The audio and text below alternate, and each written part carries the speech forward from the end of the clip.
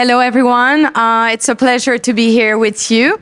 So my name is Stefanie Crosby, and then we're the only thing between you and the drinks. So basically, we'll try to make it very fun and brief. And then I'm sharing this stage with a friend, Feliks, Lukas, who actually flown from Croatia to be with us. So I think you're gonna enjoy this little talk. My job is to basically close this forum. So I will draw back a little bit from my experience and also the subjects and the main themes that came out from this day today, and it was a great day.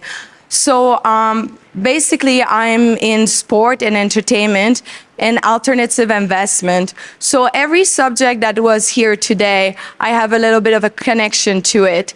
And the theme of the day, it's about mastering the new economy. And what I retain mostly from it, it's how to adapt to this economy, how to innovate. And Steve Jobs say, innovation distinguishes leaders and followers. So we need to innovate in order to move forward. So I'm very, very drawn to the story of Feliks. He's from Croatia, and this country was ravaged by war from 1991 to 1997. And it was the biggest human casualty, and it was the biggest kind of economic fallout in the Balkans since World War II. And Feliks decided that nothing is a limit to him. And he started a tennis tournament, and it was registered with the WTA. And the WTA, it's basically the professional tennis league. And they're the one who organized the Roland Garros and the Wimbledon and US Open. So Feliks decided to register with it, and his tournament became the largest in the Eastern Europe, if I believe, or one of the largest one. And then he also saw the difference between gender inequality in the sport of tennis between the ATP and the WTA. So he also decided to innovate in that way. So I think there's a lot of comparable that we can draw and parallels from his experience. And today we're living in a world that's pretty challenging. So I think there's a lot of experience that we can draw from his own experience. How do you go from challenges, do something that is now globally and international, and then get and innovate with that? So I will leave the stage to you. Thank you, Stefanie, and thank you for your patience. So I'll also try to be swift with my talk. So I will tell you one thing. Now panelists before us were talking about big events. A place where I chose for a destination for the biggest women's event in Southeastern Europe was a small village that has only 1,500 inhabitants. So it has more seats on a stadium than people living there, on an island in Croatia. And it became one of the most successful sporting events in that region and that part of the world. But doing that, I noticed that we're living in a time where people think of a sport as purely money-making machine, as industry like everything else. And in a tennis world, you can see a lot of the times empty stadiums all over the world, no matter where is the event. I'm sure also none of you here would recognize most of the top 10 players. But 20 years ago, when you had players like Pete Sampras, Andre Agassi, or Boris Becker in Germany, they were stars. So something was rotten there. And together with my team, we decided not only to innovate, but to shake the grounds of a mainstream sport that didn't evolve in the last 100 years. And we created a completely new concept, which is called time tennis. So we changed the rules of a sport.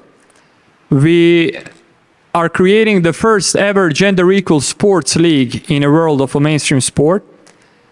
And you don't have, in any sport, you don't have a team where men and women are competing together. that you have a same amount of not only the prize money, but same level of salary, same incentive to play. And for example, you're a tennis parent and you have a boy and a girl. So boy has to go, I don't know, Gainesville, Florida, and girl has a tournament in Tampa. So one parent has to go with one kid, other parent with other kid. It's a hassle. So imagine if they're both playing for the same team. You know, it's a small innovations, inventions that we did that changed completely the world of tennis as we know it. Also, why it's called time tennis, because tennis as we know it today was patented on the name of lawn tennis, and purely because it was played on lawn in the end of 19th century. We called it time tennis because it's played, of course, as the name says, on time. And if I invite you to my event and you want to see a particular player and you look at the schedule, or even at the US Open, it's going to be scheduled 4th match on a center court. You got no idea when it's going to start, when it's going to finish. You have to dedicate all of the day to watch a tennis match that can go then for hours, you know, and in today's world, that's not a sustainability. So another thing, if you're a tennis player and you're 150 in the world in a sport that you have 86 million registered tennis players and you cannot make a living, so you spend 20 years of your life working 7 hours a day and you have to ask your parents for allowance, that makes no sense in a multi-billion-dollar industry. So I ask myself, how is that possible where we have all of the largest corporations involved, all the biggest sponsors, the biggest brands, and everybody's talking about it, but nobody really delivered a solution. So, of course, COVID gave us all time to think, to rethink, you know, our lives, and it gave time to me to approach all of the experts from the field that I knew. They dedicated the time, and we created a concept where players now have a fixed salary income, where they have a higher quality of life.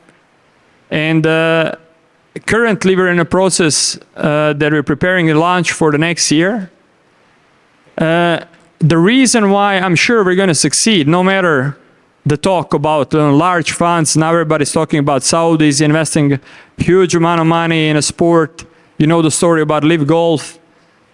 But sport cannot succeed with money investment. I can guarantee you that, as somebody who grew up on a tennis court and my whole family is in a sport.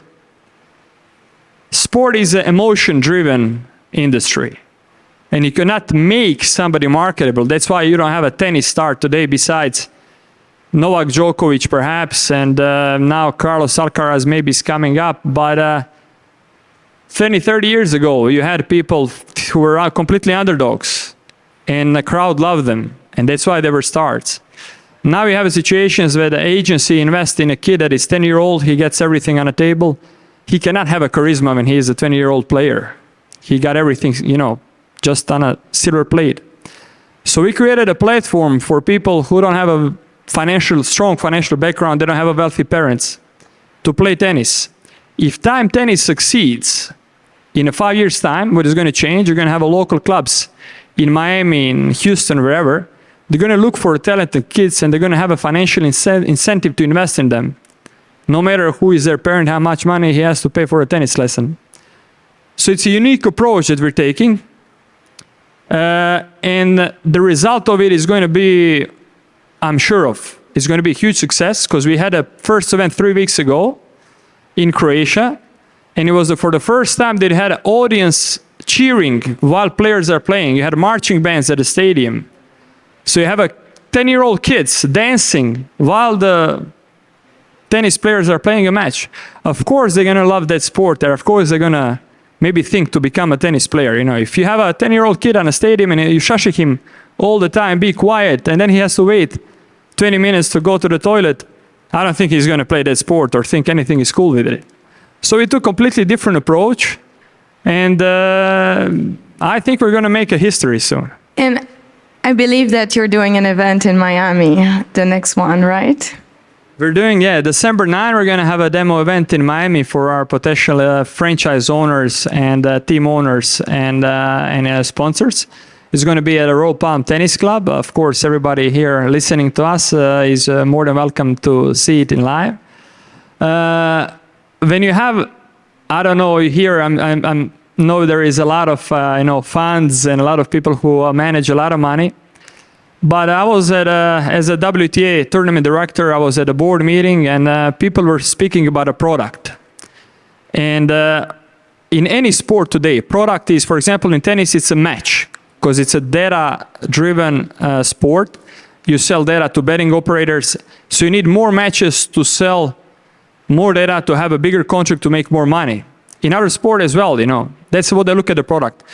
Our product is a tennis player, so we're practically not going away from the tradition, but bringing sport back where it all started. Because in today's world, you have, esports, and you have a situation that a 12-year-old kid cannot catch a tennis ball with the two hands. So these are all serious issues that we are facing in a modern world. And I believe that everything in the world and history showed us that it goes in circles. So I think it's time also to rethink the sport in general. And I started from a sport that practically was, bread and butter in my family. So I believe we're going to bring a new energy to the sport that went stale in the last 3 decades. And Feliks, we have about a minute left, but can you draw some parallels between the state of the world right now, the economy, and what's going on, to the world of your world of sport and my world as well, but can you draw some parallels to it, and what's ahead, and what should be left in the past? Yeah, I mean, we're all humans here, we have a situation that, for example, in a sport, in tennis particularly, percentage of anxiety and depression is rising tremendously. So you have healthy athletes, traveling worldwide, and they have serious issues. Something is, rotten there.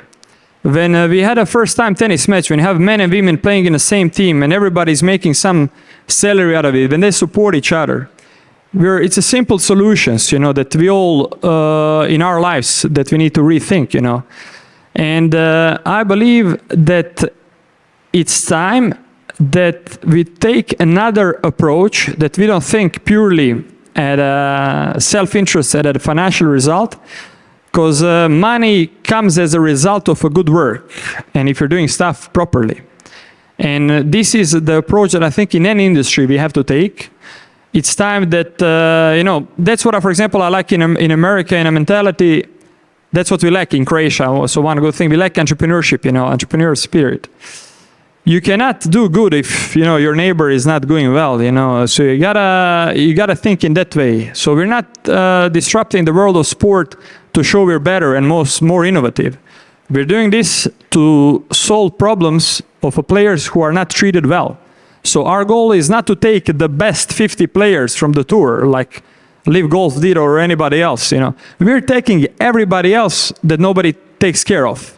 And our bet is that we're going to make more marketable stars with people like that, who have a charisma, who are underdogs, because in sport it was proven that the underdogs are the ones who people really love the most. Thank you, everyone. I think our time is up. So thank you, and have a night. And I'm also on the board of this the World Strategic Forum.